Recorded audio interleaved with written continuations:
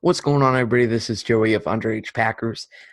Today, joining me to recap that eventful Packers vs. Colts game is not Aaron Rodgers. You know, me and him, we were working something out, but after he lost, he was feeling pretty dejected. So hopefully we have Aaron on next week. So I got the next best thing. It's Norman of Green Bay Today. Norman, how are Yeah, you doing? I'm mostly good man. You know what? uh, I could be better. I could be better. Could have used the Packers win, but hey, you know what? It'll have to do. Yeah, I'm mostly excited to have you on just because, we had you were our first guest ever, episode 2, me and Big B previewing the draft. And, the most iconic thing, this is the most iconic thing that has ever been said on our podcast and probably will be for quite a long time. You said, we have a whole segment built up on Jordan Love and the Packers possibly drafting a QB. And you said, I can't even imagine Packers social media fans if they traded up for Jordan Love, and that is a part of our Oh intro for everybody. yeah. That that was. I Oh mean, yeah. were you actually thinking that would happen at that time? No, like I mean, I Yeah. going back to this Jordan Love stuff super quick. Hmm. There was never any definitive thought in my head that I was like, all right, like Yeah. this is going to happen. Obviously, I don't think anybody did, but it was certainly in the back of my head that, I didn't see a trade up coming, but Hmm. I did, the thought of the selection was in the back of my head. So Yeah. I mean, we talked enough about Jordan Love, but I mean, definitely the idea of it happening was a very real possibility, much more real than Deshaun Kaiser back in 2017, which I'll always be puzzled by, just because then they go and trade for him for Demarius. That's another that we have to have a whole episode dedicated when we find out the secrets of Ted Thompson's and the start of Brian Gutekunst's career. I'm But down. there's much more sad things to unveil today in Packerland. Packers lose 31-34 against the Colts in Indy. So me and Norman will be taking a quick look back here, everything that happened in this game, how close the Packers got, or really how far this game was despite the 3-point difference. Let's start off with the first half. The most overwhelming news of the day. They had really good first half. They were outscoring Indy 28-14. Offense was clicking against a top end defense, which is what we really wanted to see. And I think the most impressive thing about this was we've been asking all week, all year, really, to play as a complementary team. Andy Herman brought it up on our episode with him. Um, that we haven't been playing complimentary on especially defense, and we really saw that in the first half. At least you saw a lot of guys going around the ball, especially on those outside runs that didn't work for them. You saw Rashawn Gary setting the edge very well. Do you Yeah, think? nice game. Yeah. Do you think this could be? I mean, should this be for the formula? I mean, obviously, you're not going to have Jonathan Taylor on the outside run every play, but doing that against the top end offensive line in the Colts is very impressive. Do you think the Packers can continue that for the final stretch of the season? Are you asking me about the way they play their run defense? Yes, specifically that. Yeah, dude, I think they have, some really proven edge defenders Mm-hmm. in Zadarius Smith, Preston Smith, and now Rashawn Gary, who has looked just seemingly better and better Yep. every single week he's on the field. And it's really positive towards the thought of the Packers struggle stopping the run. Mm-hmm. And you see week in and week out there. It's frustrating at times. There are certain moments in game where you probably want to bash your head in the wall. But and then you see some other like really good consecutive plays happen like back to back, Yeah. and you go like, wow, like these guys are stepping up, and it looks a lot better than it did last year. I'll say that. Mm-hmm. Even though some people may disagree with that, I do think they're playing a little bit even better run defense they were this year than were last year. Yeah, and I think the most concerning thing has to be right now for a Packers fan. Dalvin Cook and the Vikings were able to absolutely run over the Packers' run defense, no matter who was out there, and that has to be very. I mean, Dalvin Cook most likely isn't going to be in the playoffs, and thank God we don't have to face him again this year. But there's going to be some good running backs in the NFC, and I think not only for the run defense, but the whole, specifically the defense, how they played was really surprising and hopeful for me, promising for me. The fact that, I mean, they get an interception on Phillip Rivers. I believe they had a fumble there. And they were able to make those stops on defense and allow the Packers offense and Aaron Rodgers to go down each drive and score. Moving on to the second half, though, this is where it gets ugly. Indy gets the ball back. Before we get to the second half, I just remembered that last drive that was absolutely pitiful. I'm just still so confused. The last drive of the second half after the Colts, I believe they missed that field goal. The Packers get the possession at the 30-yard line. I mean, what do you have any idea? Because I mean, they do a pass to Devontae to the outside, seeming like they're going to have some sort of urgency, and then they do a halfback draw to Jamal Williams. Wait 20 seconds and try again. Do you have any idea what was going on there?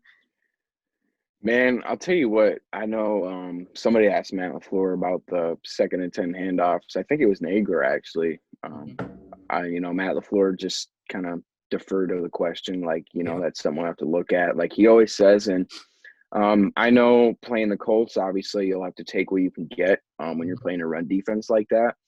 But I think, when you get in those second and long situations, the run call is like it's a pretty predictable play call. Yeah. No matter who you're playing, if you don't get anything on first down, a lot of offensive coordinators or play callers are thinking like, "Hey, let's hand the ball off here, and let's see what we can get."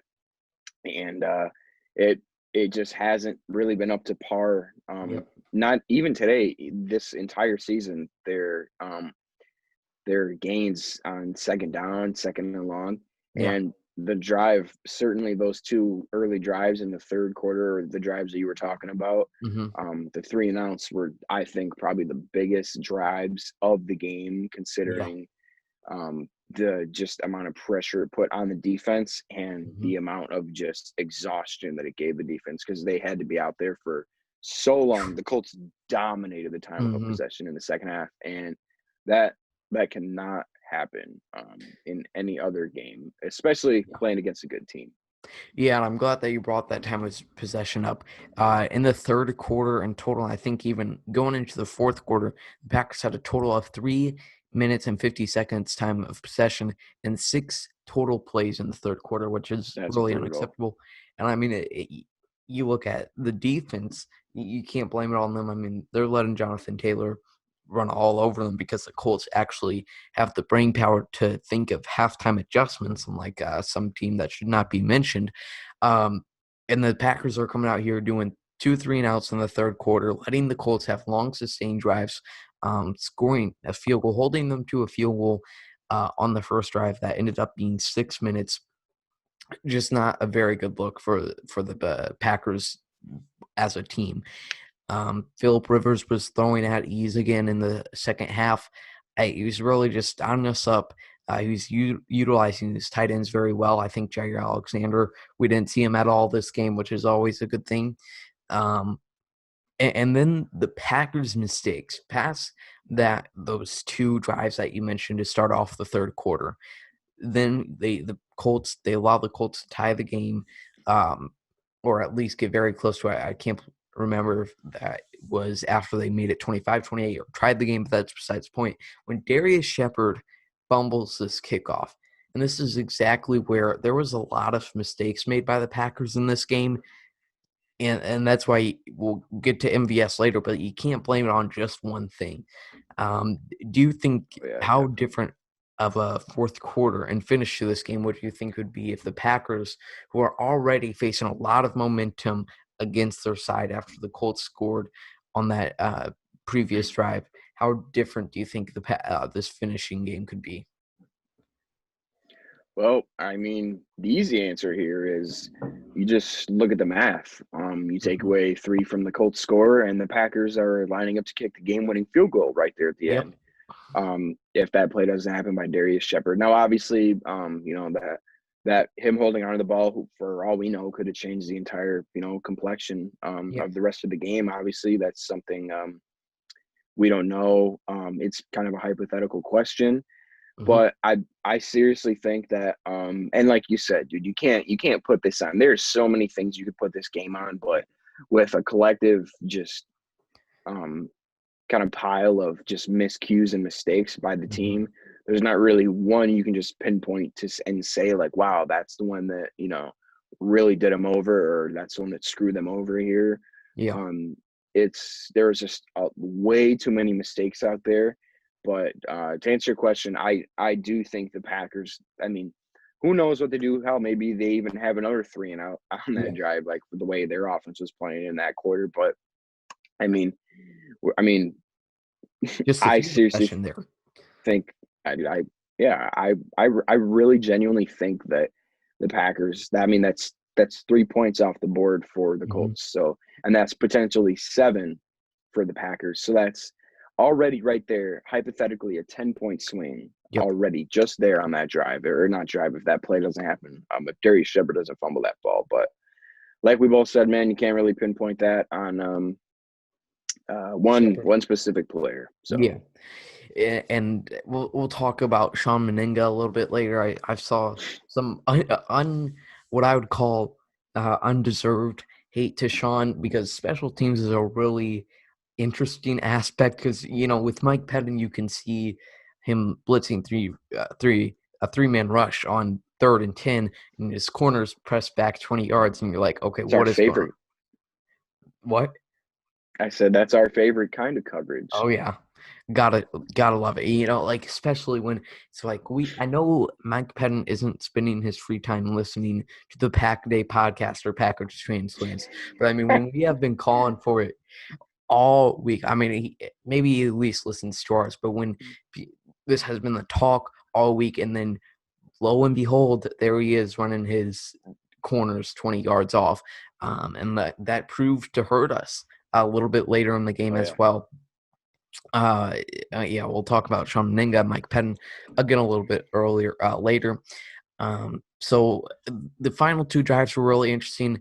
Green Bay, I mean, the fact that they don't convert that 4th and 1 and they are still in this game is unbelievable. So they get a oh stop.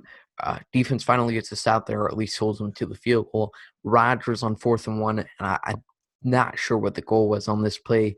It seemed to be like some sort of play action where Rodgers rolling out, and the pressure was there. they said after the game, Rogers and LaFleur both said that play was designed for Devontae Mm, Adams, and I think they said that the Colts threw two players on him, so yeah. he was doubled, and Rogers just had a kind of a last ditch effort to try to get the ball to Jamal Williams.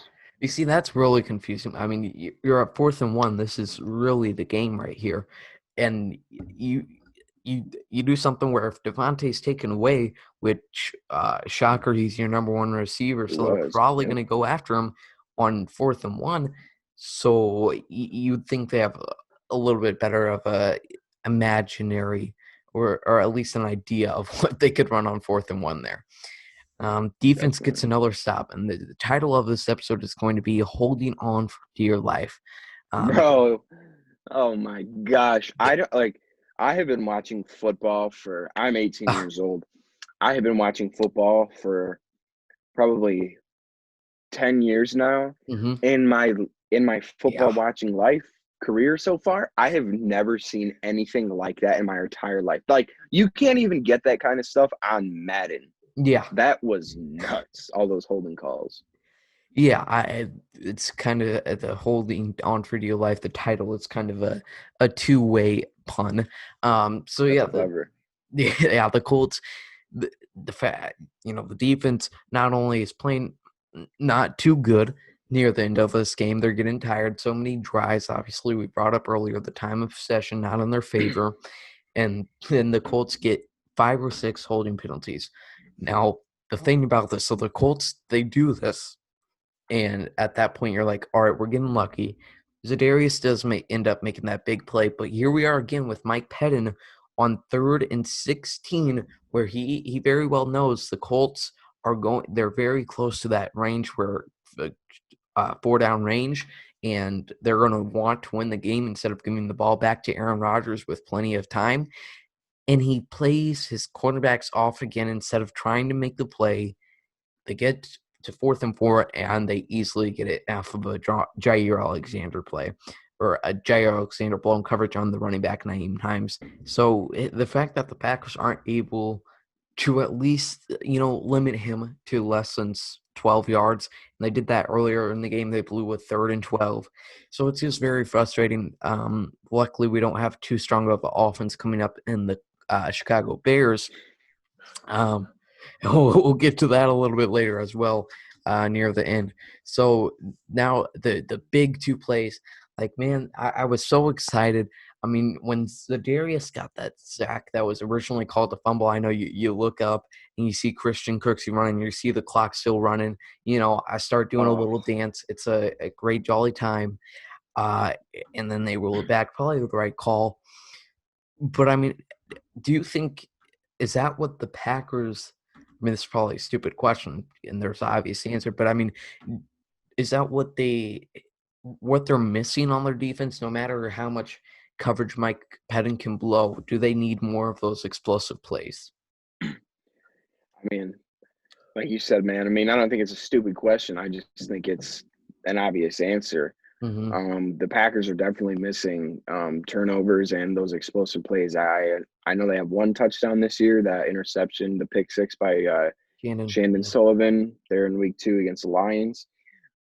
They've had some other few turnovers here and there, but they really haven't had any like big time turnovers hmm or, I even like sacks. I mean, yeah, they've been yeah, disruptive up front. Their pass rush it's been all right. I'd say it's all right. But not the Smith um, Bros of 2019.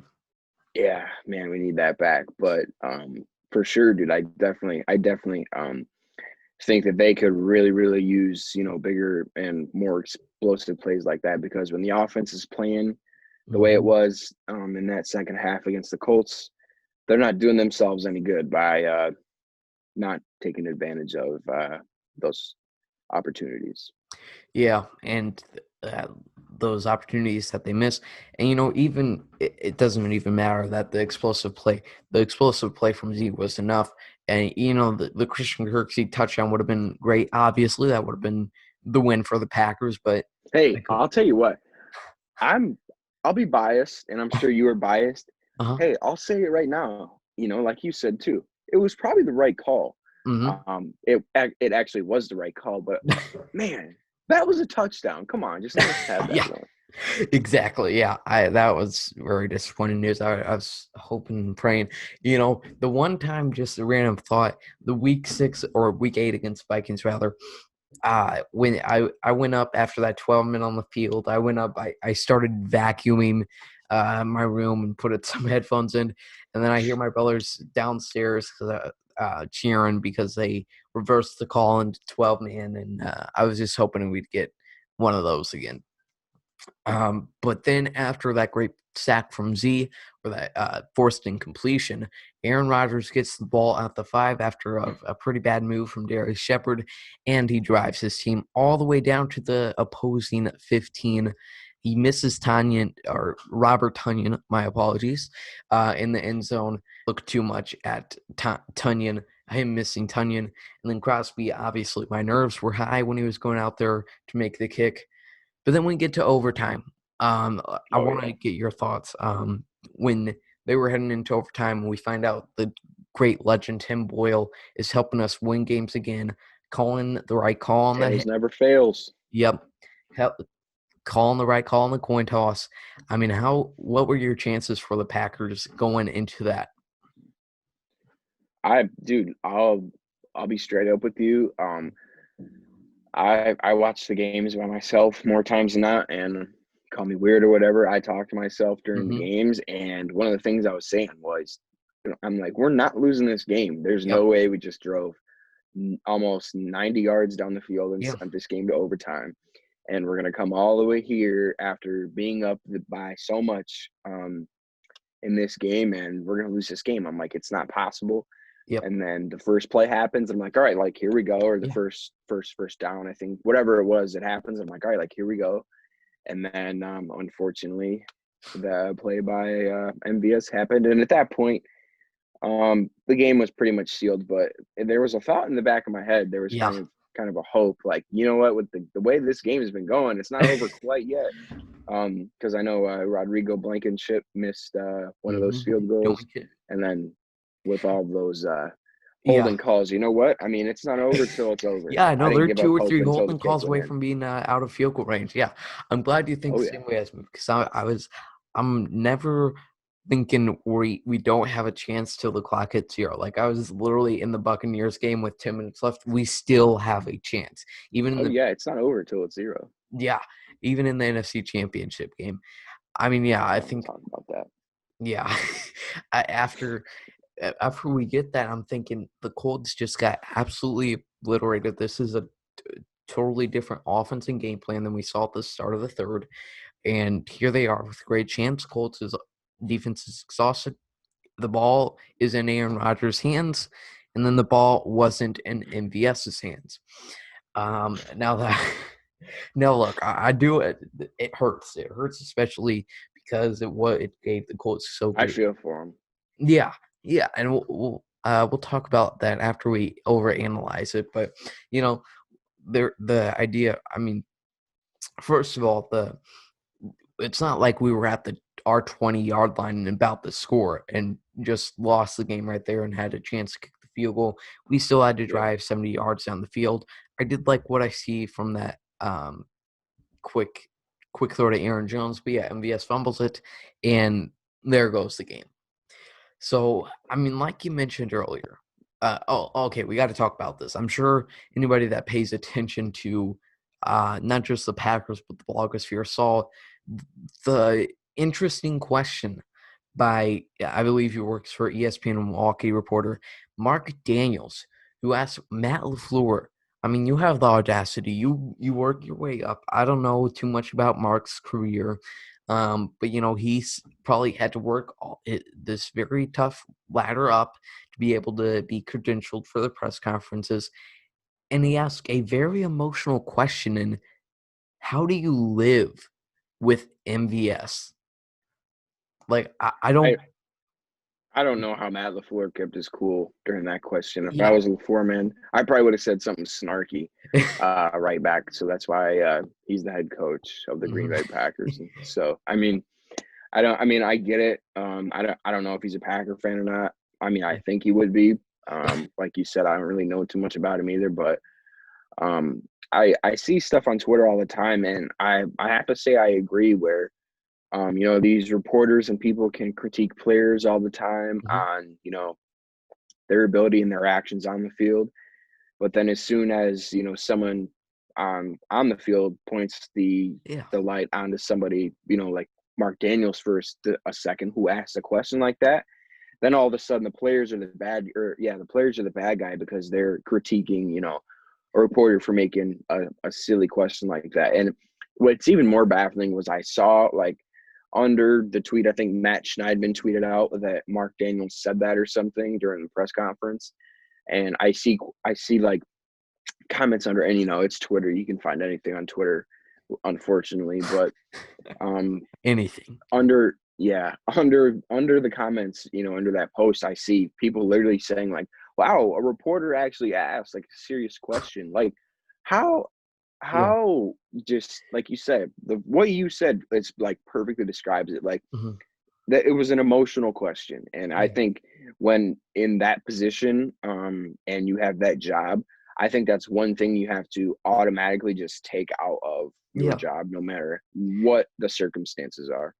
Yeah, I mean, the media's job is to annoy the players when they ask them a question. I mean, I'm sure everybody knows Yeah. that, and like it's to get the clickbaity quotes. So to they're pretty under underestimatedly or virtually their coworkers. So uh, it, have a little bit of respect and understand. I mean, you're asking the head coach of the Green Bay Packers, how do you live with your wide Right. receiver who just got a 50-yard bomb from Aaron Rodgers, who, The um, Packers, they don't even get to overtime without MVS, and yeah, let alone exactly.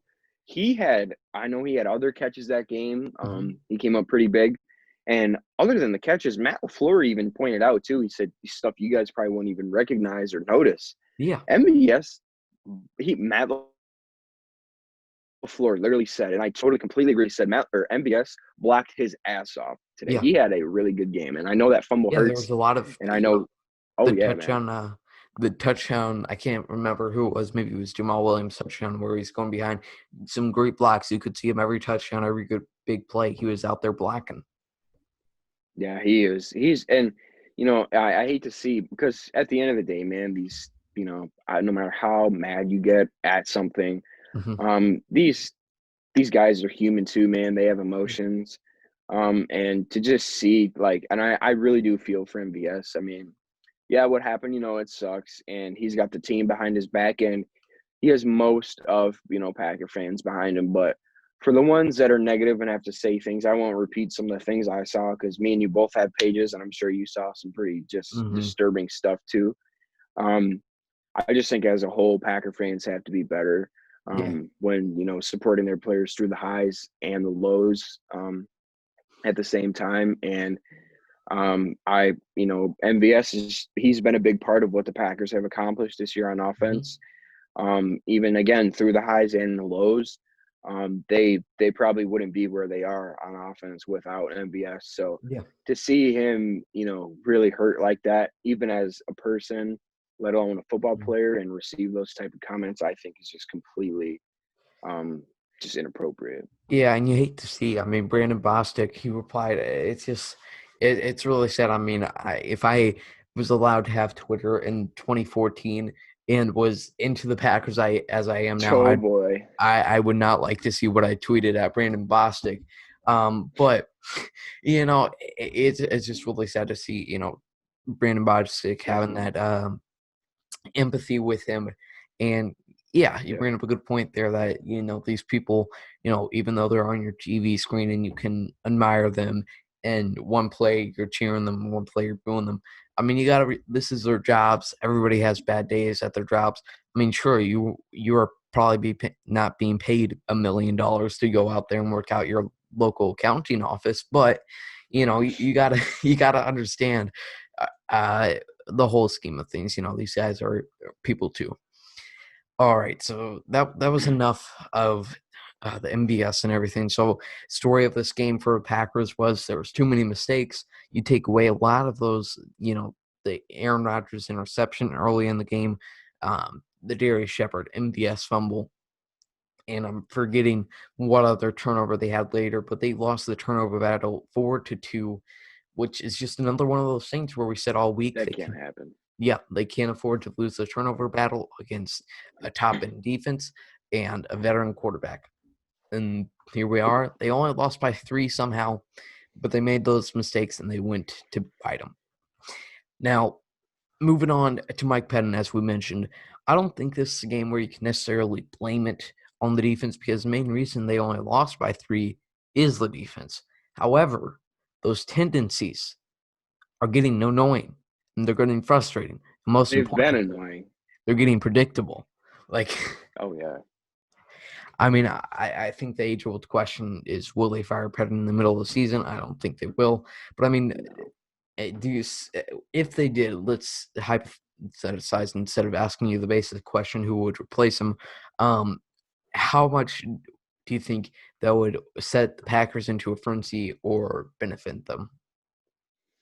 I mean, a lot of people, obviously, a lot of the ignorant people that are calling for Mike Pettine's head right now, um, probably think that letting him go would be the best thing for this team. But I think Hmm. if it really was the best thing for this team to let him go, they would have let him go after the Yeah. 49ers game last year. And for them to make a move like that in the middle of the season, especially now more than ever, I mean, there's people are acting like they're, you know, 4-6 and they're just giving up 50 points a game. Like I Yeah. get it. It's really frustrating to watch at times. Like you mentioned, the corners are sagging off like literally 15 yards at times. And, sometimes Preston Smith is thrown in coverage to guard a tight end, which Forgot for about one, real quick, just to comment on that. I mean, that was not even bad coverage by Preston Smith. That was just a perfect ball by Philip Rivers. But that's that's Uh-huh. that's all beside the point. Um, I but to get it back on track with what I was saying, who knows if that might even benefit the team. I mean, what if they fire Mike Pettin and then they, let's say for example, someone internally takes over like Jerry Mhm. Gray and they just do even worse. So Yeah. I think they've gone over their options on the table, and um, a firing an internal hire has more than likely already been discussed, Hmm. but it's extremely, extremely, extremely, extremely unlikely to happen, especially now with where we're at in the season. Yeah. We're in the home stretch. We got 6 games left, and the playoffs are in the horizon. So Yeah. And they've had to discuss. I mean, firing when you fire a head coach, you're pretty much giving up your season, unless your team, like the Falcons, who went ahead and fired him week 3. When the Packers fired McCarthy, I mean that was pretty shocking just because of his legacy with the I team. was shocked. Yeah, I mean that was really untraditional for the Packers. I mean they were throwing away their season. And I think this would really set too much of a frenzy. I mean, sure, Jerry Gray has been around with the team for a year, Mike Smith for a year or two. Um, but I Yep. mean, I just don't see Mike Pettin. I mean, in his press conferences, he doesn't seem like the most motivational guy. I wouldn't want to. I mean, if he's telling he's the guy in my locker room every Sunday, I don't think I'd be that motivated to sack a quarterback. But I mean, I'm not Zadarius Smith, obviously. Um, so yeah, I really don't see that happening this offseason, though. You can look forward to it. There's something. Um, all right, let's see. To wrap it up, let's talk about the NFC. We talked about it at the beginning of this week before the game, looking at that landscape. Now the Packers are 7-3, I believe, the third seed at this point. Um, do you think really there is a dominant team in the NFC at this point? Is there a 49ers from No, last year at this point? no, Mm, absolutely not. And I think I have full uh, confidence and persuasion with that answer. I mean, you look at every single team, they have their strengths and they have yep, their weaknesses. I mean, I could sit here and talk about every team and tell you their strengths and weaknesses, but I mean, we for one don't have time for that. And two, I think it's a pretty obvious answer. I mean, you look in the AFC and you think like, okay, the winner of that is, whoever's going to represent them in the Super Bowl this year is probably going to be the Steelers and the Chiefs and maybe one other team. yeah, You're looking at the NFC. I mean, they're all of these teams are just, I think, in one just like replica of yeah. of a mosh pit, and You got those, someone's gonna come out of there, with blood all over themselves, and they're gonna yeah. represent the NFC. And who that is to be determined. There's no, like you had mentioned, there's no clear cut, front runner like there was last year with San Francisco. Yeah, and San Fran, I mean, they were literally in a league of their own, and then you had us and the Seahawks Yep, kind of trailing off behind them. I had no idea, have no idea how that division came down to literally 1 yard. Um, I mean, I that's would crazy. completely agree. I mean, the Seahawks, like I just mentioned, their defense is god awful, even worse than the Packers and the 2011 Packers. The Yep, Buccaneers, they might match up very well against the Packers, but they also lost 31-3 against the Saints. The Packers beat the Saints at home pretty convincingly, I would say.